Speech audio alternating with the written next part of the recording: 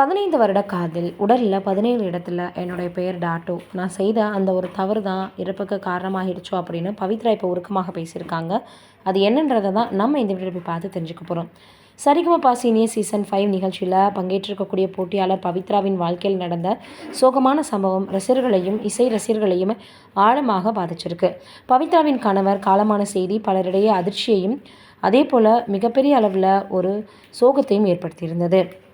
இந்த நிலையில் தனது கணவரினுடைய ஆசையை நிறைவேற்றுவதற்காக இந்த இசை போட்டியில் பங்கேற்றதாக பவித்ரா சொல்லியிருந்தது அனைவரினுடைய பயணத்திற்கு மேலும் உணர்ச்சிபூர்வமான ஒரு அர்த்தத்தை ஏற்படுத்தியிருந்துச்சு. காதல் திருமணம் செய்து கொண்ட பவித்ரா தனது கணவரின் ஊக்கமும் ஆதரவும் காரணமாக பாடகியாக மாறியதாக தெரிவிச்சிருக்காங்க. நீ பாடகியாக வர வேணும் அப்படின்றது அவருடைய மிகப்பெரிய ஆசை அப்படின்னு அவர் பல இடங்களில் சொல்லியிருக்காங்க. ஆனால் எதிர்பாராத விதமாக கணவரை இழந்த பிறகு அவரது நினைவாகவும் அவர் கனவை கைவிடக்கூடாது என்பதற்காகவும் சரிகமபா மேடையை அவர் தேர்ந்தெடுத்திருக்கிறார். இந்த மாதிரியான முடிவு பலரின் மனங்களில் மரியாதையை உருவாக்குச்சு.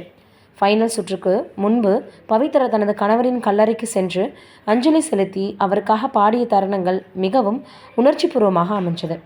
அந்த மேடையே தன் கணவருக்கான அர்ப்பணிப்பாக இருப்பதாக அவர் தெரிவித்த போது நிகழ்ச்சியில் இருந்த நீதிபதிகளும் பார்வையாளர்களும் கண்ணீர் மல்க மிகப்பெரிய அளவில் அவங்களுக்காக ரொம்பவே சோகத்தை வெளிப்படுத்தியிருந்தாங்க.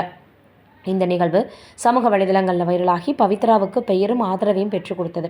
கணவரின் மறைவை பற்றி ஒரு நேர்காணலில் பவித்ரா மனம் திறந்து பேசியப்போ எத்தனை வருட வாழ்க்கை ஒரே 2 நிமிஷத்தில் முடிஞ்சிருச்சு.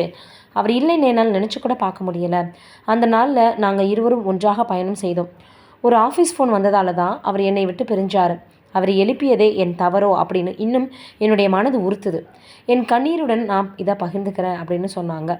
மருத்துவமனையில் நடந்த சம்பவங்களையும் திடீரென முடிஞ்சிருச்சுன்னு டாக்டர் கூறிய தருணத்தையும் நினைவு கூர்ந்து அவர் இல்லை அப்படின்றத ஏற்றுக்கொள்ளவே என்னால் முடியலைன்னு அவங்க சொன்னது பலரையுமே உருக வச்சிருச்சு.